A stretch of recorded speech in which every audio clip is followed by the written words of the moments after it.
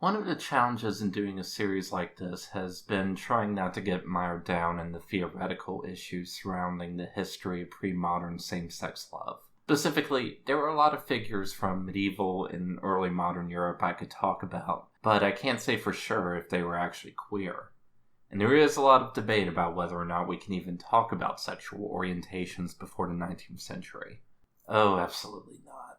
Case in point, Emperor Basil the First of the Eastern Roman Empire, probably better known as the Byzantine Empire, even though the people who lived there still thought of themselves as Romans. Now, I really should start off with a series of disclaimers. First, honestly, you shouldn't be relying on some guy on YouTube as your definitive source on history. I mean, I'm not even peer-reviewed. And no, commenters rightfully attacking my awful pronunciation of names don't count. That said, while I can't deny I've made mistakes in the past and will make more mistakes in the future, I do try to be careful with the sources for the episodes I do. That's kind of why I put off doing this episode for so long, even though I find the story behind it so fascinating. On top of the usual problems that come with speculating about the sex life of a historical figure who lived in a time when a same-sex relationship could get you killed, the story of Basil the First is horribly convoluted. There are no surviving detailed sources about him that were not written almost a century after his death, and there are valid reasons to be skeptical of at least some of the details they share. Also, any discussion of Basil and his sexuality has to acknowledge at least some, dare I say it, theory. Now, normally I try not to do any shop talk with these videos.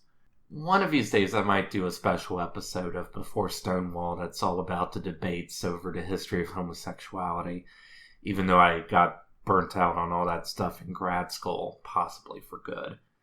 But against my better judgment, I feel like I have to give a quick crash course for the sake of this material. Back in the 1990s, when the history of sexuality really got started as a field, academics studying LGBT history were technically split into two camps. The Essentialists, who believed that the idea of homosexuality existed across times and cultures, even if the term only went back to the 19th century West, and the social constructionists, who argued that the very idea of sexual orientation didn't emerge until some point in European history as a result of very specific cultural, social, and even political forces. Of course, the debate was actually more complex and nuanced than that on both sides. Since then, I think the majority of historians who specialize in the history of sex come down somewhere in between, in a moderate constructionist / quasi-essentialist camp, for lack of a better phrase. Basically, the argument is that ideas about sexuality are shaped by culture and society, but the idea that there is a group of people who exclusively desire the same sex has existed long before the term homosexual was first coined. And it existed in different ways across many different societies and time periods. But there is still what I call the extreme constructionist position, which I don't think you'll see among many historians anymore, but you'll definitely come across it in literary and culture studies and queer theory. The theorist David Halperin has probably done the most to lay out this theory, basically arguing that there was no such thing as sexual identities before the 19th century. The journalist Brandon Ambrosino has become a vocal advocate of this theory, even getting to write an article for the BBC on how the history of homosexuality doesn't really have a history before the 1800s. So, yes, the BBC got a journalist and a grad student in theology to write about a complex and controversial historical topic, but not an actual historian. Oh my god, why the hell do I bother? Anyway, if you've been paying attention to my videos, you can likely guess that I fall into the moderate constructionist camp. In fact, one of the reasons I started this series was to try to do my own very small part, to spread the word. Especially because somehow the extreme constructionist position has gotten a foothold in pop culture. I'll link to an article I wrote for the outline about that in the description. I'll save you from me going on any more of a tangent, but let me just say that I just don't think the historical evidence supports extreme constructionism, which is likely why the people who still promote it aren't actually historians. There's even an argument that the whole thing is based on a misreading of the philosopher Michel Foucault. I'll also link to that article in the description. Okay, but what did all of that have to do with Basil? Well, Basil is not just a possible example of a medieval gay or bisexual person, but of someone who was in a same-sex marriage, at least if you believe the historian John Boswell. So with that, let's get into the extremely weird and sketchy early career of Basil the Macedonian, before he became the Byzantine Emperor and the founder of the last great dynasty the empire would ever see. All the sources agree that Basil came to Constantinople from the province of Macedon with nothing but a few basic supplies to his name and a dream of making it in the big city. This rags to imperial glory story is not all that unusual in the entire history of the Roman Empire. The great Byzantine Emperor Justinian and his uncle Justin, who also became an emperor, came to Constantinople from rural poverty to find well-paying work. And that's just one of numerous other examples.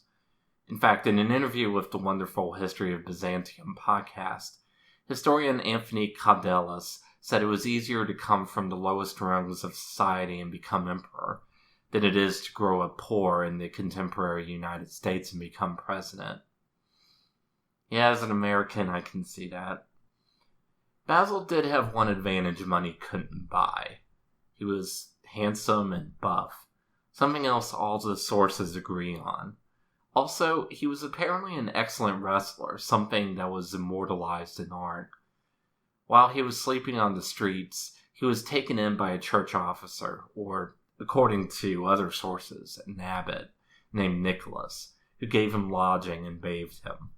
According to one of the two main sources about Basil, Leo Grammaticus, Nicholas not only did that, but, quote, kept him as his housemate and companion, and was united with him in a church ceremony. I'll go into more detail later, but if you believe Boswell, it was a same-sex marriage. If instead you believe the historian Claudia Rapp, it was a ceremony meant to formalize a brotherly bond. What's more, it wasn't even the only time Basil was bound to someone in that ritual. With Nicholas's help, Basil started working for a powerful government magistrate named Theophilus, who liked to be surrounded by, quote, good-looking, well-built men. While on an errand for him, Basil met a rich Greek widow named Danellis. Our other main source, Theophanes Continuatus, added the detail that he made a, quote, bond of spiritual union with Danellis' son, John. On their own, these details would otherwise just be a weird little footnote. They would be, if not for how Basil managed to get himself promoted to emperor. See, when Basil was just a six-packed Instagram model slumming on the streets of Constantinople, the emperor was Michael III, who was given the not-too-flattering sobriquet of the drunkard. Once through his connections with courtiers like Theophilus, Basil was given a job overseeing the imperial stables. He caught Michael III's eye. In what way? Well, Basil was promoted to becoming the official companion of the emperor's bedchamber.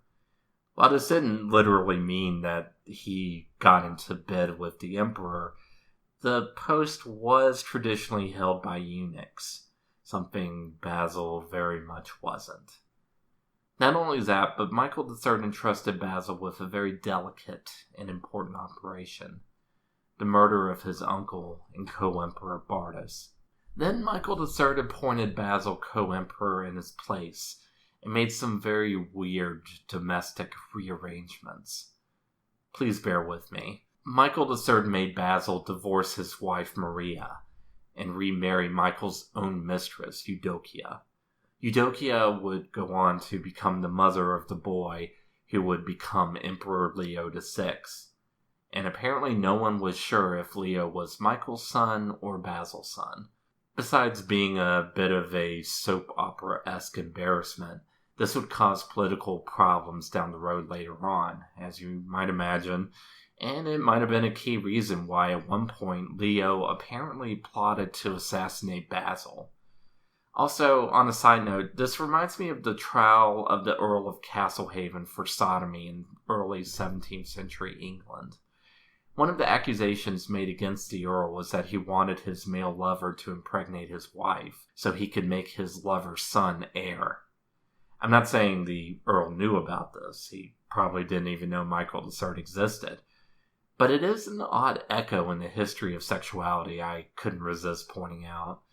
And also, it's frankly one hell of a kink.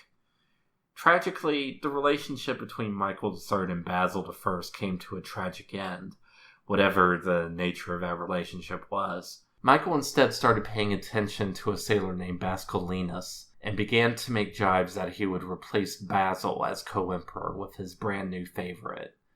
One September night in 867, Basil bent the lock to the emperor's bedroom with his bare hands.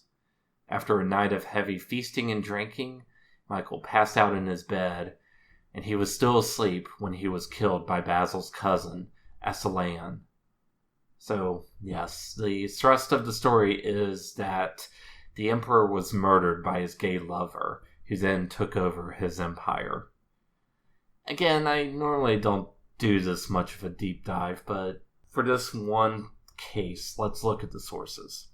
First, I should admit that even people inclined to agree with him overall have disputed John Boswell's argument that these brotherly unions were actually same-sex marriages acknowledged by early Christian churches. At the same time, people who reject this view sometimes go to the other extreme and do what sadly many historians still do: take issue with any theory that two people of the same sex were involved romantically and sexually that doesn't have explicit evidence, even if the time period in question was one of persecution. I agree with Boswell's critics that these ceremonies were just meant to formalize spiritual and brotherly unions. However, it is definitely within the realm of possibility that more than a few people used this ritual as a cover for their own romantic relationships. The fact that Christian authorities tended not to approve of the ceremony, even when they allowed it, suggests as much. This brings us to the question: what exactly was going on with Basil and his own brotherly unions? The short answer is we really can't know.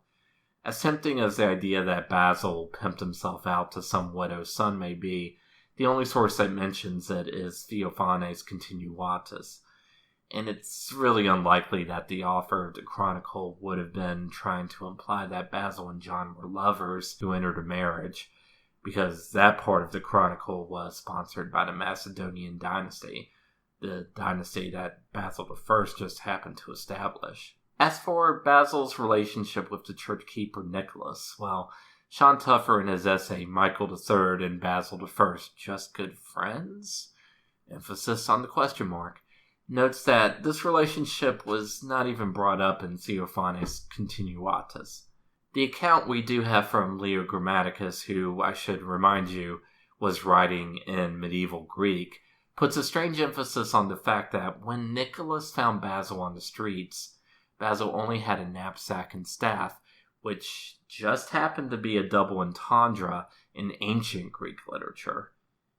In other words, Leo Grammaticus seems to have intended to imply that Nicholas took in Basil because of what was in between his legs. Then there is the case of Michael III and Basil and the nature of their relationship.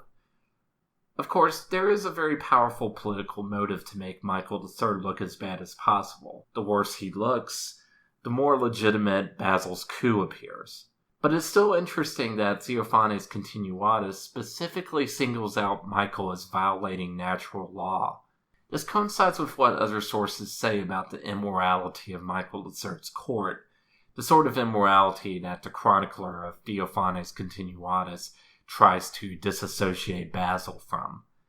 Also, a contemporary of Basil and Michael III, George de Monk, who wrote a history of the world that went up to his own times, described Michael's feelings for Basil using the word pothos.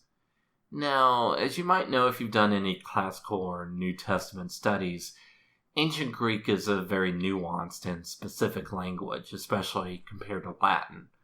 Posos could be translated into English as desire or love, but in Ancient Greek it could specifically mean sexual longing. Early Christian Greek texts even used it to describe the sexual desire that could exist between a wife and her husband. It's also telling that Xenophanes Continuatus, as Tuffer points out, downplays Basil's role in Michael III's reign. Yes, Michael raised him up, but it turned out that Michael had become so evil and insane that Basil just had to kill him for the sake of the empire. However, other sources provide more detail that get conveniently ignored, like Michael threatening to replace Basil with a rival. Finally, all the sources agree about why Michael and the others were drawn to Basil. Even a non-Greek like the Italian Liutprand of Cremona, writing 2 generations later, recorded that Michael promoted Basil because he was, quote, exceptionally comely. Now, of course, we could just be, like some critics say, projecting our own nasty, sexualized modern view of the world on what was just a perfectly chaste series of manly friendships that Basil just happened to have, that had nothing to do with all the people pointing out how beautifully, perfectly manly he was.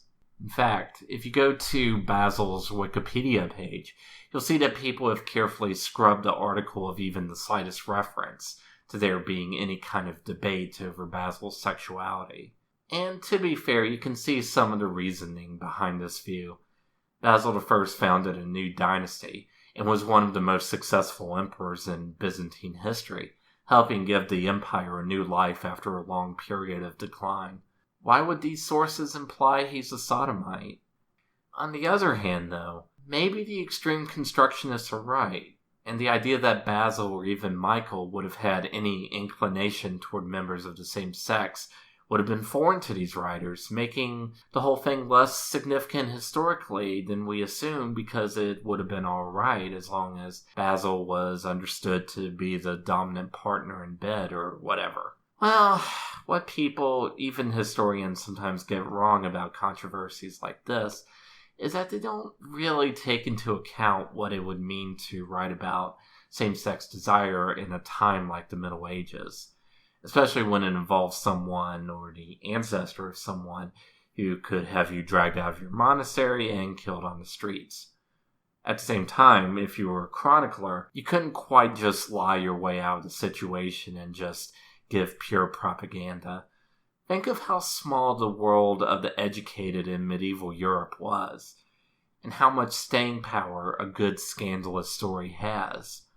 The very same people who likely could and would read your chronicle would have already heard about what was going on in the imperial court with the alcoholic emperor and his hunky boyfriend. Even a foreigner like Liutprand of Cremona apparently got the basic gist of it long after the fact. So you would expect that these writers can't flat out say what was going on, besides maybe vague accusations of immorality and decadence and violating natural law. Or they would try to blur the details by saying, no, actually Basil hated the sodomite tyrant as much as anyone else, and those other relationships he was in were perfectly respectable, spiritual, brotherly unions. Or they would give themselves plausible deniability by using sexual innuendo or vague language, or just dwelling on details like how attractive other men found this person. And, well, that's exactly what we get.